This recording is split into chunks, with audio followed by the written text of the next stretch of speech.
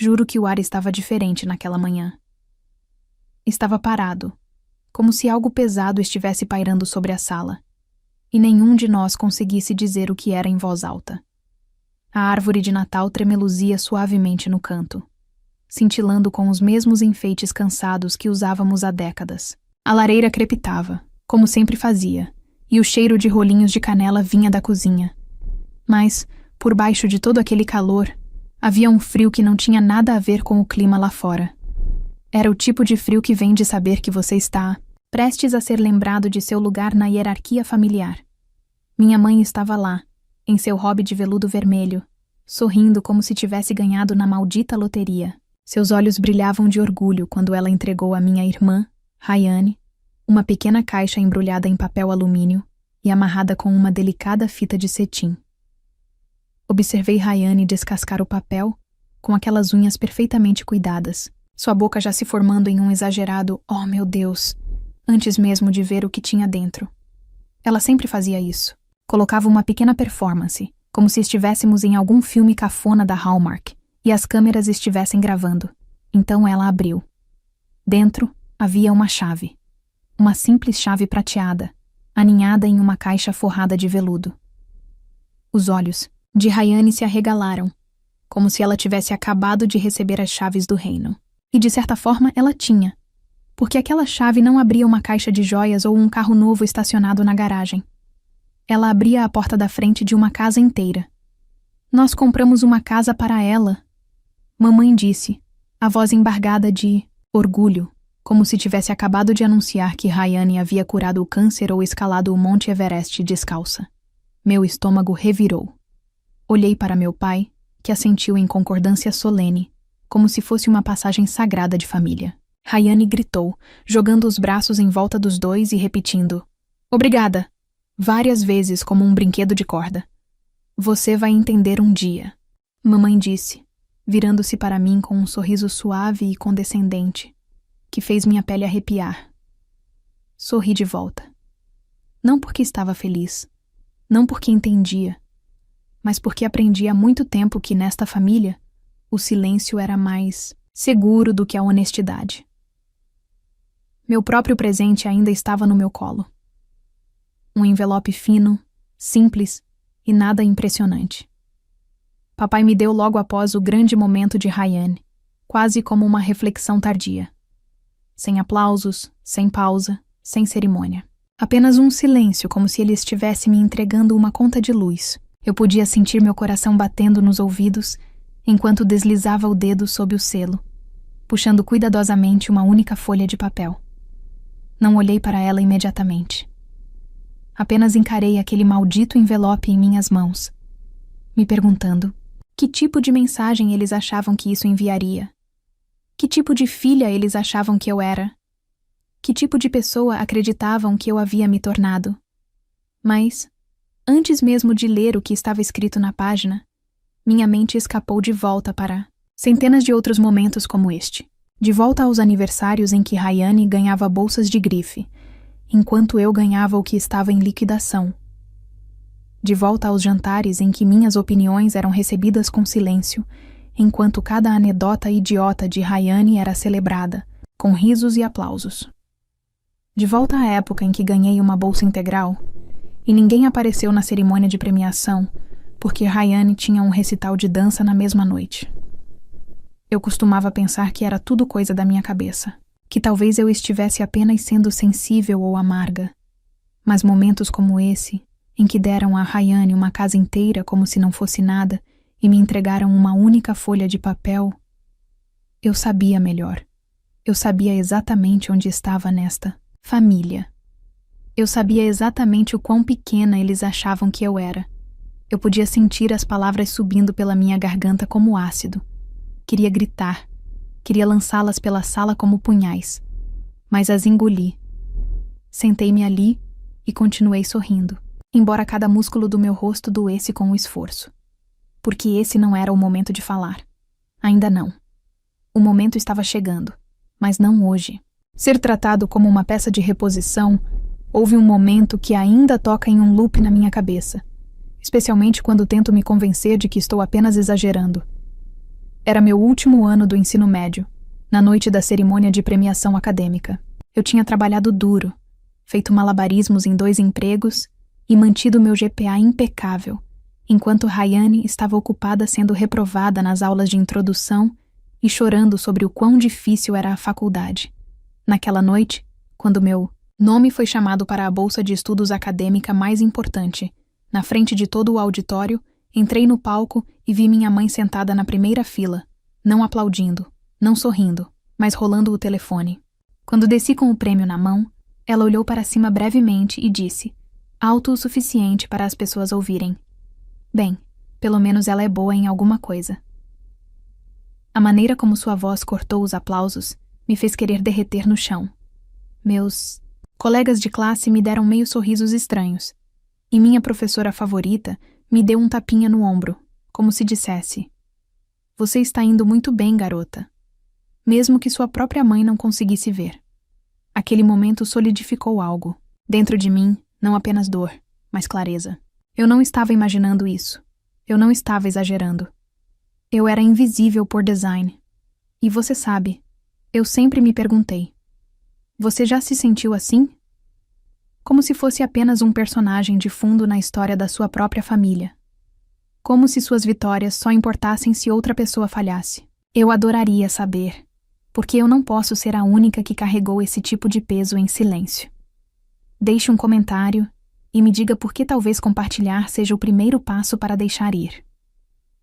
Anos depois, quando eu voltei para casa para uma visita rápida, o tipo de aparição obrigatória que você faz por culpa, ao invés de amor, eu tropecei em algo que eu não deveria ver. Estava no escritório dos meus pais, um cofre trancado, deixado descuidadamente aberto. Eu não estava procurando por nada em particular, mas o que encontrei lá dentro?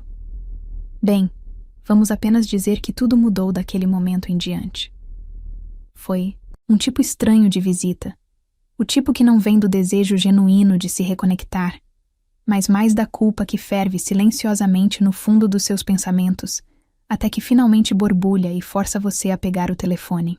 Eu não estava em casa há mais de 1 ano, e a única razão pela qual voltei daquela vez foi porque minha mãe me ligou 2 vezes em 1 semana, dizendo que meu pai tinha distendido um músculo enquanto cortava a grama, e precisava de uma ajudinha para mover algumas coisas pela casa. A culpa que ela colocou em suas palavras era densa, como se minha recusa de alguma forma significasse que eu era fria e sem coração, como se décadas de negligência emocional pudessem ser substituídas por uma visita de fim de semana e algumas xícaras de café passivo-agressivas.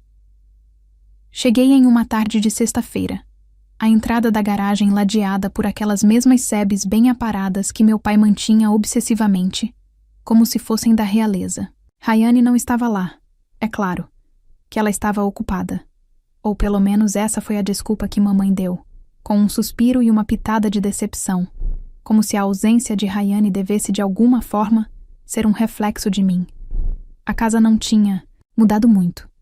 Mesma decoração estéril, mesmas fotos emolduradas de Rayane sorrindo para todos os ângulos, mesmo cheiro de esmalte de limão e assado cozido demais pairando no ar, como uma estranha cápsula do tempo da perfeição suburbana.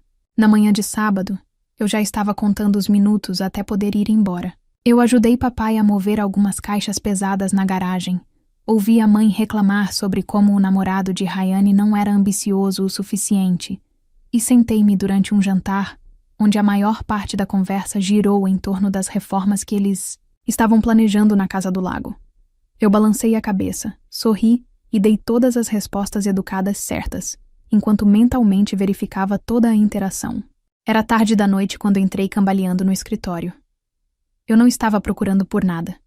Estava apenas vagando, inquieto, tentando escapar do silêncio sufocante do meu quarto de infância. A porta do escritório estava um pouco entreaberta, e quando eu a abri, vi algo que me fez parar no meio do caminho. O cofre de parede, aquele que meu pai sempre tratou como uma relíquia sagrada, estava aberto o suficiente para a maçaneta ficar frouxa. No começo, pensei que talvez ele tivesse esquecido de trancar depois de guardar alguma coisa. Mas, conhecendo-o, isso parecia improvável. O homem verificava tudo 2 vezes, desde fechaduras até interruptores de luz e o maldito termostato. como se fosse parte de algum ritual. Eu deveria ter ido embora. Eu deveria ter deixado intocado e voltado para cima. Mas algo me parou. Talvez fosse curiosidade. Talvez fosse aquela fome profunda de finalmente saber algo que eles não entregaram a Rayane primeiro.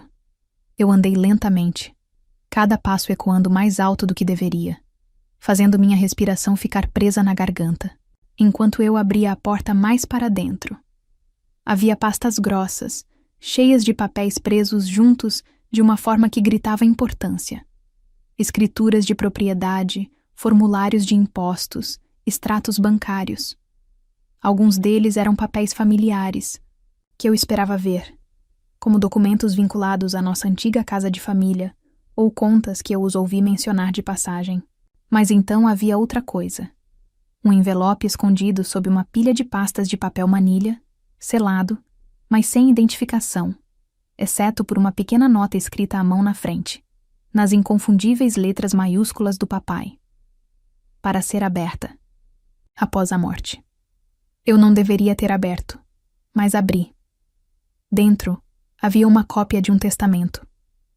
Não aquele que eu tinha visto anos atrás, quando papai fez um grande show ao redigir documentos e alegar que tudo estava sendo dividido de forma justa. Não, isso era diferente. Esta versão tinha meu nome listado primeiro, não o de Rayane. E não apenas como um igual beneficiário. Meu nome estava vinculado a algo muito maior. Uma propriedade que eu nunca tinha ouvido falar antes. Uma que aparentemente tinha sido comprada em meu nome anos antes. Não foi apenas um presente ou algum erro aleatório.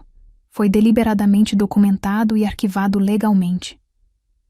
Meu pulso estava batendo tão forte que eu mal conseguia ouvir o zumbido baixo da luminária de mesa. Eu li cada linha 3 vezes, procurando por uma explicação que nunca veio. Por que meu pai compraria uma propriedade em meu nome sem nunca me dizer? Por que escondê-la, trancada em um cofre, como um segredo sujo?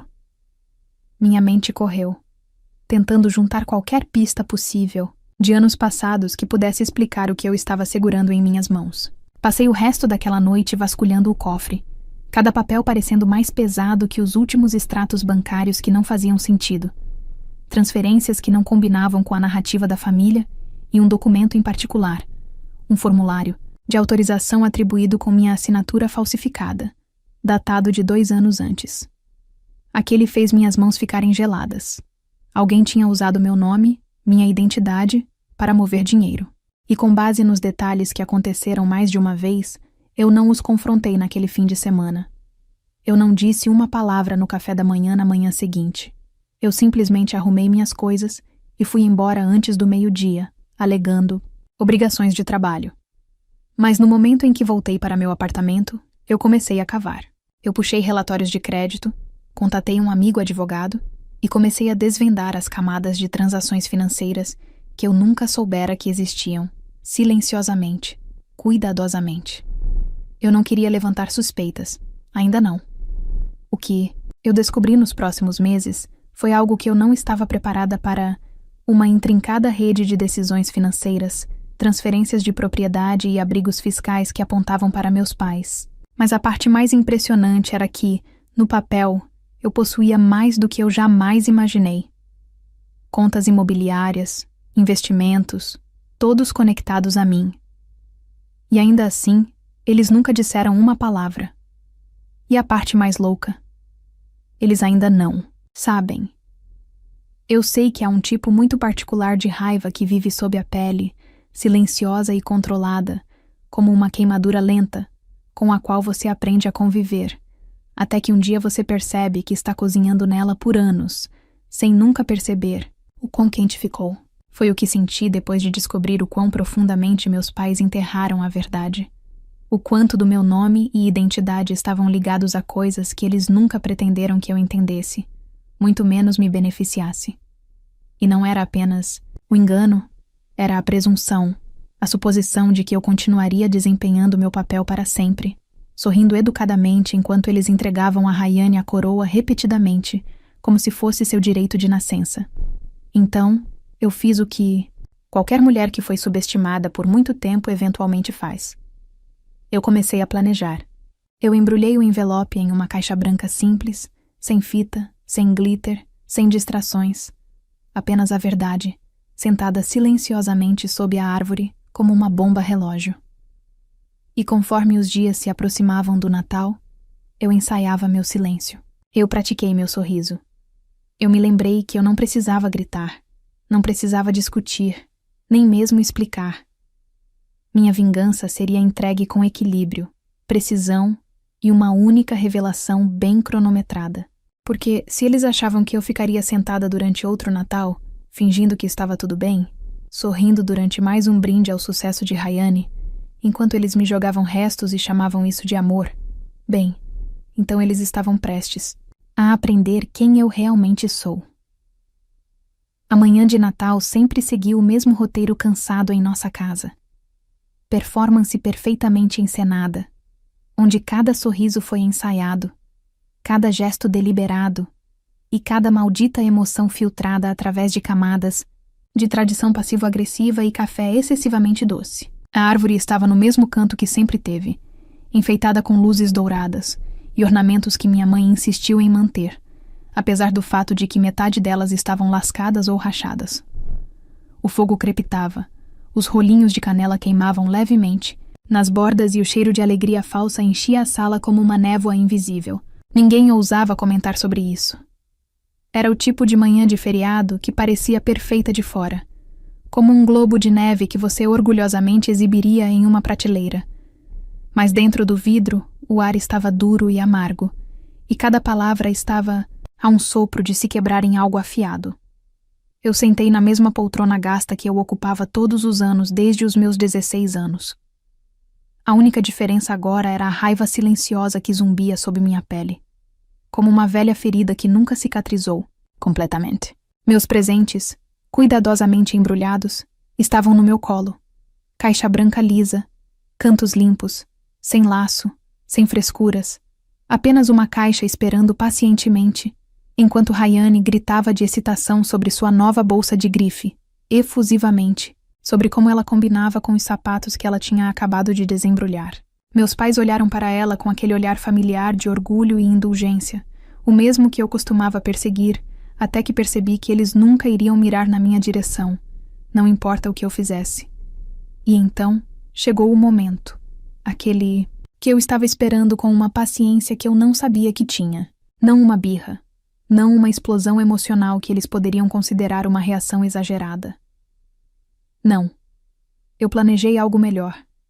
Algo que eles não veriam chegando até que fosse tarde demais. A vingança, afinal, não precisa ser alta para ser devastadora. Só precisa ser precisa.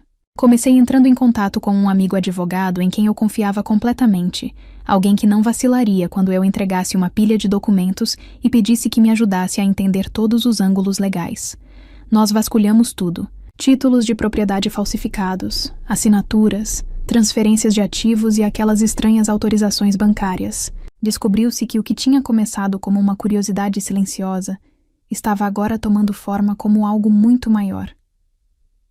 Uma oportunidade de retomar o controle, sem nunca precisar levantar minha voz. A casa da qual eles adoram se gabar. A casa do lago, da família que eles estavam reformando há anos. Aquela que eles sempre chamaram de nosso legado, tinha sido hipotecada em segredo para financiar a startup fracassada de Rayane, 3 anos atrás. Meu pai deve ter pensado que poderia limpar a bagunça antes que alguém percebesse, mas ele atrasou nos pagamentos, e o banco já havia agendado um leilão discreto. Foi aí que ficou interessante, porque eu comprei discretamente, legalmente, por meio de uma conta separada e um agente terceirizado. Eu garantia a escritura sem nunca usar meu próprio nome diretamente. Levou algumas semanas para orquestrar, mas uma vez que foi feito, a satisfação foi indescritível. Eu não era apenas dona da preciosa casa do lago deles. Agora eu sou dona da única coisa que eles nunca imaginaram que perderiam. Enquanto isso, a vida em casa continuou como sempre. Minha mãe continuou ligando para perguntar se eu tivesse encontrado um emprego melhor, ainda com sua voz pingando com aquela mistura melosa de preocupação e condescendência que somente mães como ela podem aperfeiçoar. Meu pai ocasionalmente encaminhava ofertas de emprego para meu e-mail, com linhas de assunto como: pensei que isso poderia ser mais sua praia. E Rayane, abençoe seu pequeno coração, alheia, continuava enviando mensagens de texto para grupos, familiares sobre suas últimas realizações. Como ela conseguiu uma promoção, como ela poderia começar um podcast, como seu namorado a estava levando para Maui para o ano novo. Cada mensagem, um lembrete de que ela ainda era a escolhida deles, uma estrela, sua criança de ouro. Eu não respondi à maioria delas. Fiquei quieta, fiz minha parte, acenei no telefone e sorri durante os jantares, porque às vezes o silêncio é a arma mais afiada. E a cada dia que passava, cada comentário passivo-agressivo e elogio indireto que eles jogavam em minha direção só colocava lenha na fogueira que eu estava construindo em segundo plano. Quando dezembro chegou, comecei a preparar meu toque. Final, um presente que não pareceria nada à primeira vista, mas que desvendaria tudo no momento em que o abrissem. Eu tinha um envelope feito de papel grosso marfim, com uma borda delicada em relevo, do tipo que parece elegante o suficiente para distrair da faca escondida dentro daquele envelope. Coloquei uma única carta autenticada, curta, direta e legalmente vinculativa. Explicava, em linguagem simples e profissional, que a escritura da Casa do Lago estava agora em meu nome, totalmente paga, totalmente possuída e não mais disponível para uso compartilhado. Não havia espaço para interpretação, nenhuma brecha, nenhuma misericórdia. Mas eu não parei por aí. Incluí um segundo documento, uma cópia digitalizada da assinatura falsificada, com uma nota destacada do meu advogado explicando as ramificações legais da fraude de identidade, caso eu decida prosseguir com isso.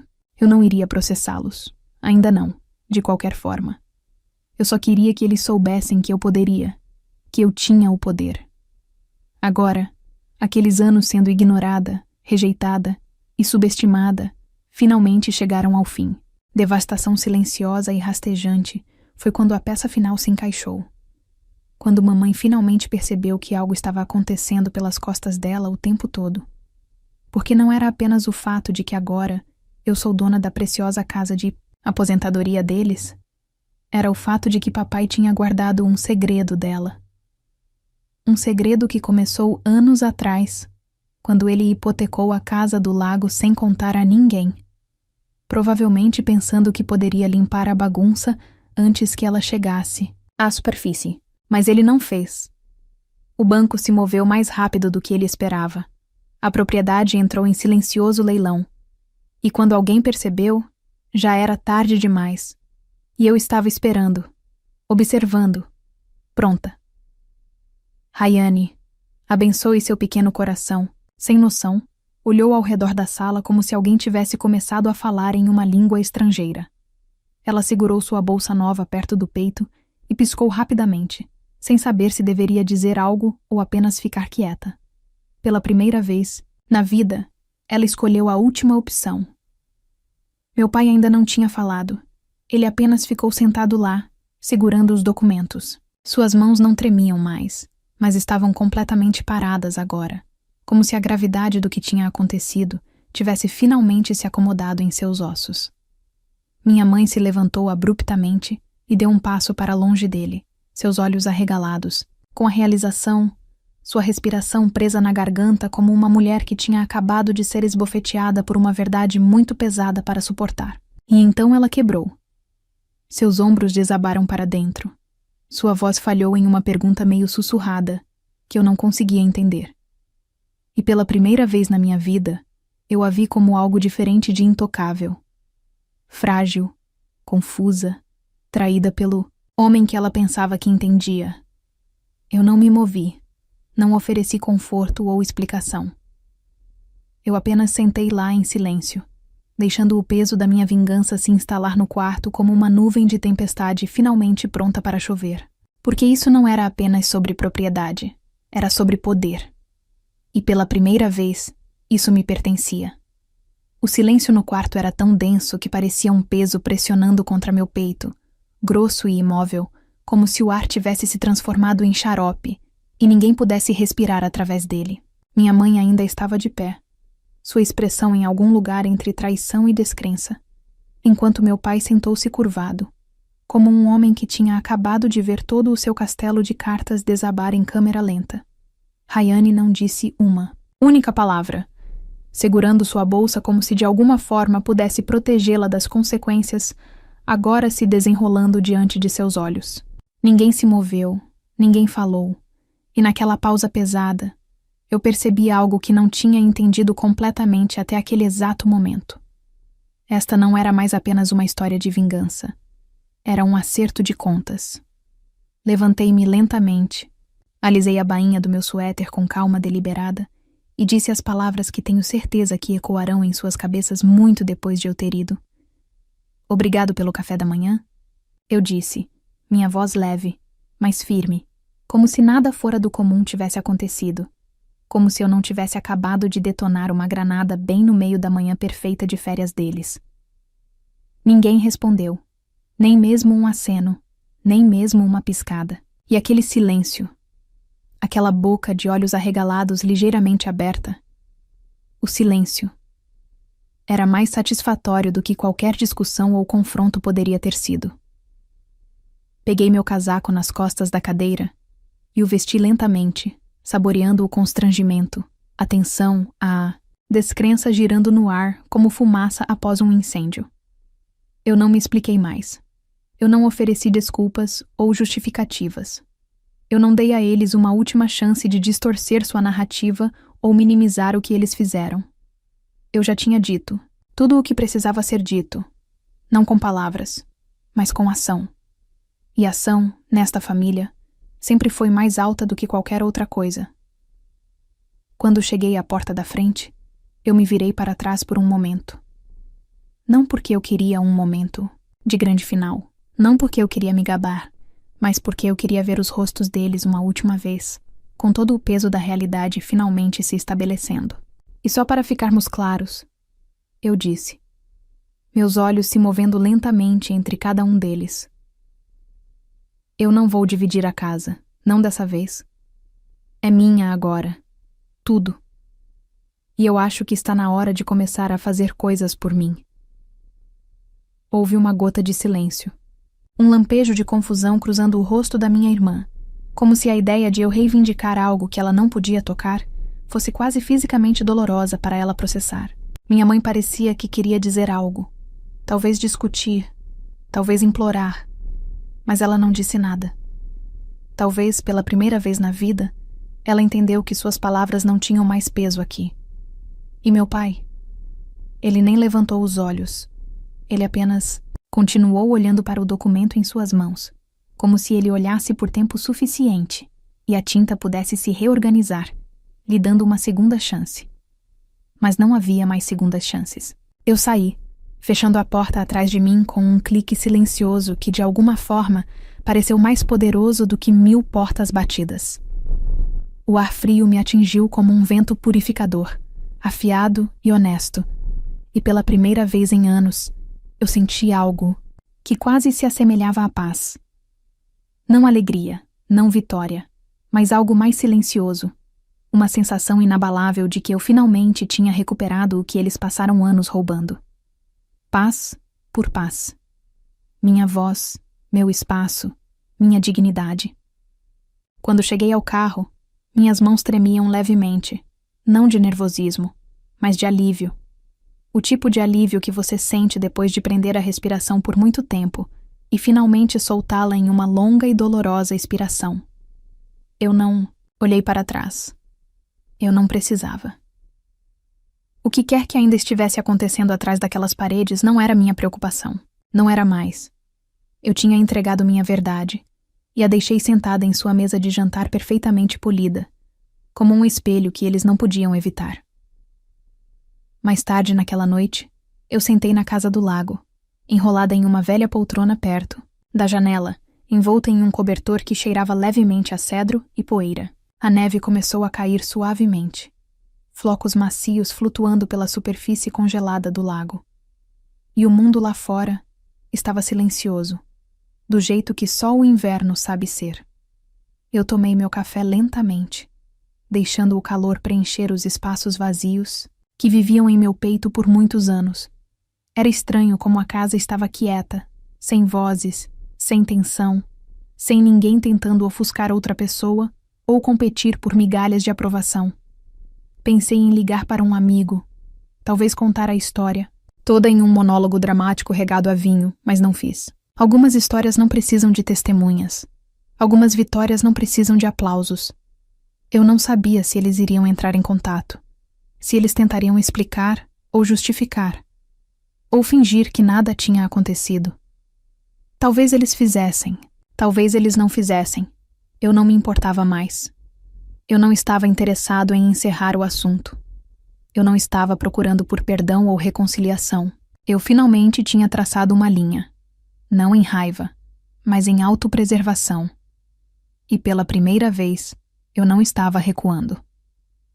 O engraçado é que agora, eu finalmente possuo algo que eles queriam.